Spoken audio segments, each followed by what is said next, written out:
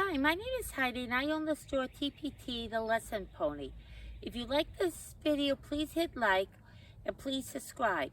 In my store TPT, the Lesson Pony, I sell mostly middle school lessons, chemistry lessons, and once in a great while I'll have a United States history lesson. Today's lesson is what I'd like to teach you is how to make a buddy burner.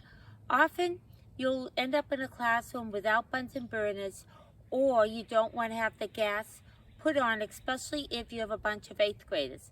This also works well in the summer if you're chafing dishes and you need an extra burner. So today I'm going to show you a simple way to make a buddy burner. Oh, by the way, if anybody knows the name of this plant, could you please let me know? My friend and I dug it out of somebody's backyard once when they were selling the house, and we have no idea what the name of the plant is. Here is the basic ingredients for your buddy burner. This is a small can. I decided to film this today because my German Shepherd was sick last night and I had to give her some special dog food. You wrap up cardboard here at the bottom and you put wax inside it. These work very well if you don't have a Bunsen burner or you need another burner for a chafing dish. Here it is starting to catch on fire.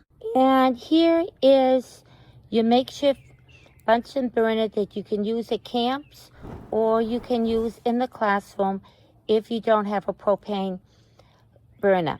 Now, I am going to post below the link that you can get this lesson free on Teachers Pay Teachers. Thank you for viewing and have a nice day.